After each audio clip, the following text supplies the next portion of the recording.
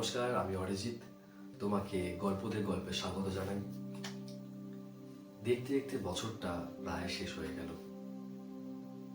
একটি বছর অনেকটা একটি বইয়ের পৃষ্ঠার মতো, আর বইয়ের যে লাইনগুলো সেগুলি আমাদের জীবনের এক একটি দিন। আমি তো তাই মনে করি, একটি সমগ্র উপন্যাসে যেমন অনেক অনেক পৃষ্ঠা লাগে, তেমনি আমাদের জীবনে অনেক বছর দিয়ে গাঁথা। তেমনই একটি বছর শেষ হতে চলল। দেখো, একটা বছরে কোনো কোনো দিন ভালো যায়, কোনো কোনো দিন খারাপ যায়, কোনো কোনো দিন বেশ মজার হয়। তেমনি একটি বইয়ের একটি পৃষ্ঠাতে কোথাও খুব সুন্দর কিছু লেখা আছে, কোথাও খুব বিরক্তকর কিছু লেখা, সেটা আমাদের কখনো ভালো লাগে না।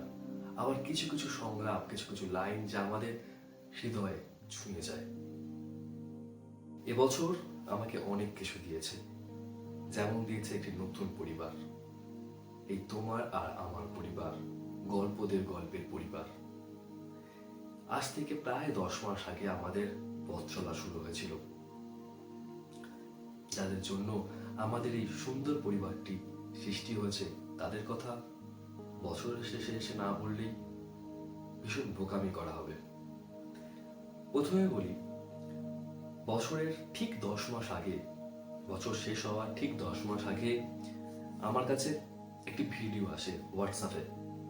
সেটি আমাকে আমার এক বন্ধু, কলেজের পড়ুয়া, আমার সমকক্ষের অনিরুদ্ধ বলে একটি ছেলে আমাকে একটি ভিডিও সেন্ড করেছিল। সেটি বাংলাদেশের এক আপুর, অর্থাৎ এক দিদির একটি ভিডিও, যেখানে সে একটি বই রিভিউ করছিল।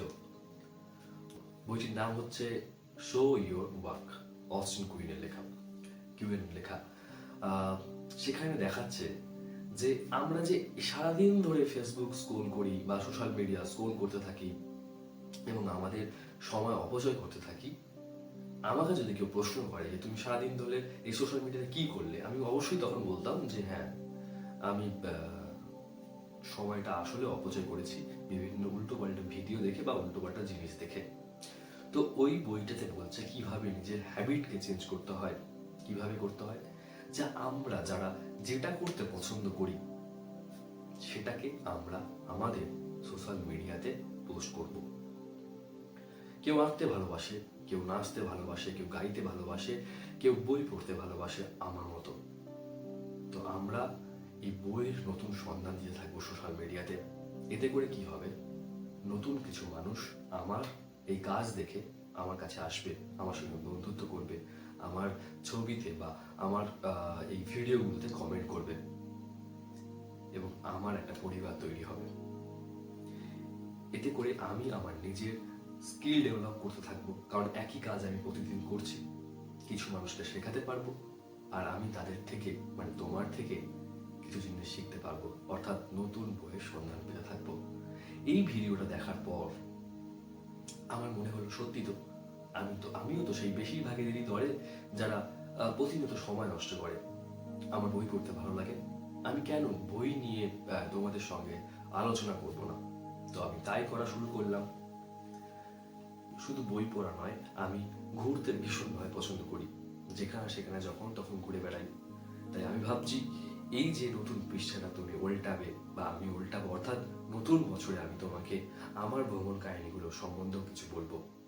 হ্যাঁ, হয়তো যারা ব্লগ করে, মানে ভ্রমণ নিয়ে ব্লগ করে, ক্যামেরা নিয়ে সেখানে ঘুরে বেড়ায়, আমি সেভাবে ভ্রমণ কাহিনী তোমাদের সামনে তুলে ধরতে পারবো না, কারণ আমি প্রকৃতিটাকে নিজের চোখে দেখতেই বেশি পছন্দ করি।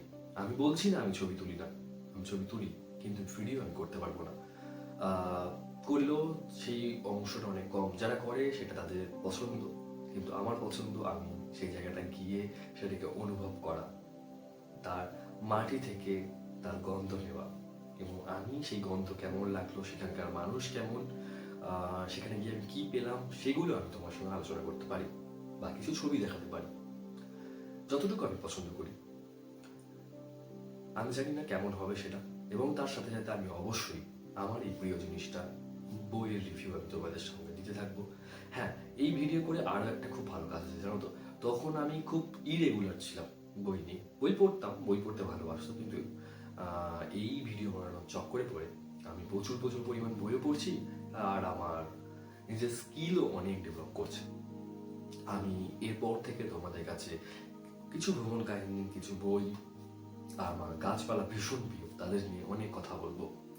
আমিও চাই তোমরাও তোমাদের মূল্যবান সময় নষ্ট না করে তোমার মতো করে যা তোমার ভালো লাগে তাই তুমি তোমার সোশ্যাল মিডিয়ার পেজে হোক, ইউটিউবে হোক, ইনস্টাগ্রামে হোক বা ফেসবুকে হোক, যেখানে তোমার ইচ্ছা সেখানে তুমি দিতে থাকো। দেখো, আমার কোথাও একটা গিয়ে তারপরে মনে হলো ফেসবুকে আমি অনেক বেশি সময় নষ্ট করছি, আমি ফেসবুকটাকে আনইনস্টল করে রেখে দিয়েছি। বই পড়ি, ইউটিউবে তোমাদের সঙ্গে সেই কথাগুলো বলি, বইটি কেমন লাগলো আমার।